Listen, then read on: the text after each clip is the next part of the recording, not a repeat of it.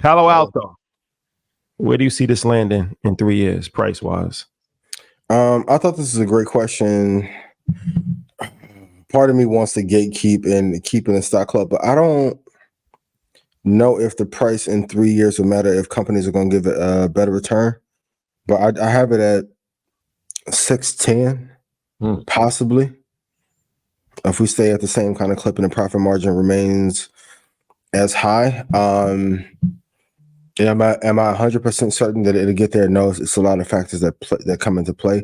But I wonder at some point if cybersecurity will be taken over by another player in a couple of years. That's my only fear. In 2 or 3 years, if Microsoft or I don't know, NVIDIA and Starlink. Like if I was a cybersecurity company, I would be more worried about Starlink than what they currently are. So, but 610 is the price that I have that it could get to in 3 years for those of you who are long on that company. 610. That's 80+%. Yeah. Yeah. It's not a bad investment. The consensus top 3 in that space, you would say, are Crowd? Yep. Them? Palantir? Yeah. But if I'm the CEO of Microsoft or Starlink, Apple and Meta won't do anything in partnership.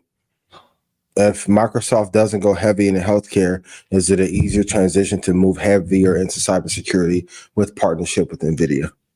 My number one thought as investors, like who can beat me in that race? So I wonder if at some point, because I don't think anyone thought that Microsoft would have this stranglehold in AI. And it did so very quietly. So if cybersecurity is worth its weight in gold, how everyone tries to make it out to be, I wonder if when we get into 27 or 28, when they finally announce the real numbers and we hit like a little rough spot, if they'll push into cybersecurity, because that will really make their ecosystem impenetrable at that point. And if they do, they'll for sure take the number one spot and knock Apple to a permanent number 2 or number 3. What do I know? I'm just a guy on YouTube talking shit in Mexico or the Philippines. Shout out to Russell Simmons. Or Thailand. Or Thailand, whoever. One of them. Yeah, one of them. Yeah. Man. Extradition. Eric Adams, they indicted him. I told y'all last week. I didn't want to bring it up, but man, you had the crystal ball. It's one of these things. What do you think? Well, we can talk about it on Blackout if you want. Yes. A more uncensored take. In all fairness, I'm with that. Thanks, guys. I'm gonna do what they say. The platform is not too big for such foolishness. You're right. Cool. Yeah. Indictments are never good. Crazy times that we're in. Yeah. Crazy times that we're in. New York, we all we got. How much they pay for them garbage cans again? That's not I said, oh God. Oh, I don't know. No. That's 50 a mace. Spider load. I don't know. I don't know. Got you. Yeah, I don't know. Mm-hmm. Man, okay. What competitive advantages do companies outside of tech have for long-term holding? I think anything in the healthcare space. Of course, the GLP-1 drugs have a huge competitive advantage. I'm wondering if they can use some of the GLP technology that mitigated or lessened, I should say, the cravings, and if they can go into the addiction space and reduce the desire for whatever drugs are being used, if they can develop that in the next couple of years. So I think healthcare is amazing. I know everyone's looking for outsized returns, but I really think outside of conglomerates, tech, healthcare is what you should invest in. And Starlink is kind of 101. Whenever that's public, I have to still see the numbers. I need to see what the operating margins in, but for the category that they have, they literally could be a global internet company provider. We don't have one of those.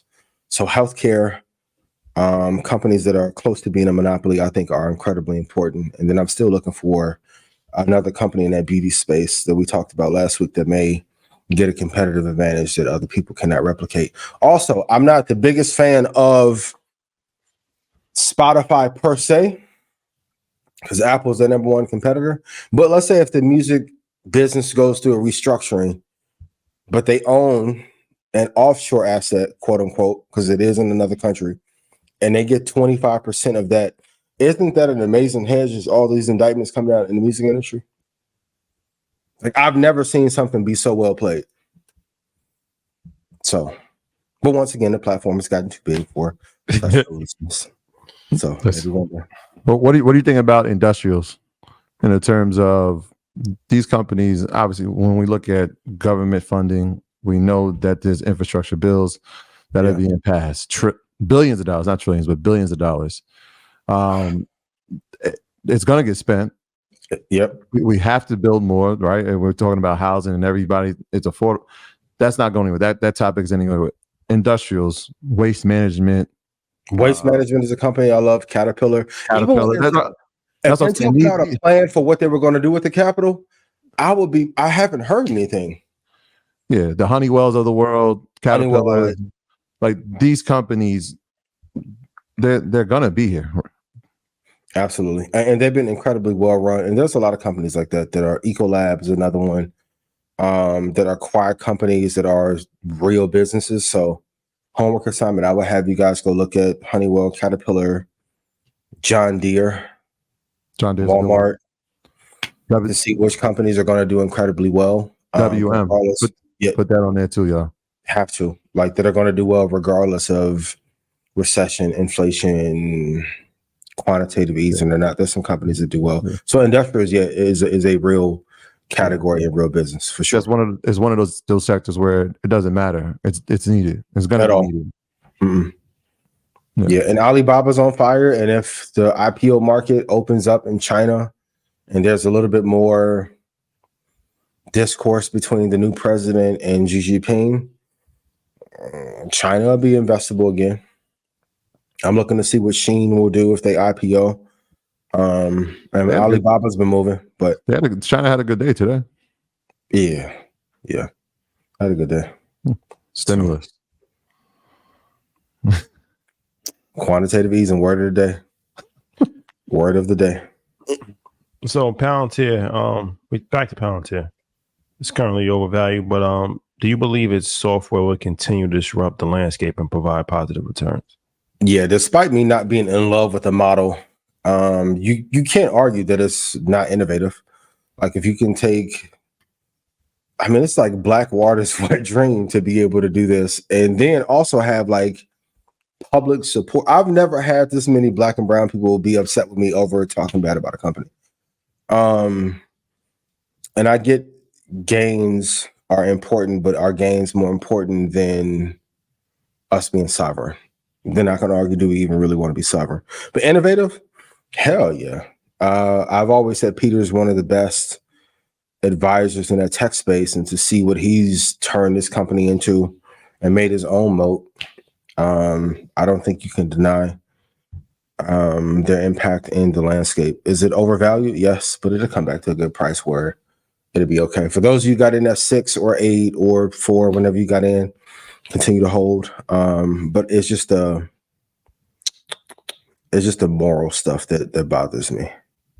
So, and to the person who said, how can you have a moral compass for this company when you guys took money from Diddy? We didn't take money from Diddy. I didn't take money from Diddy. But Diddy never killed hundreds of thousands of people in war.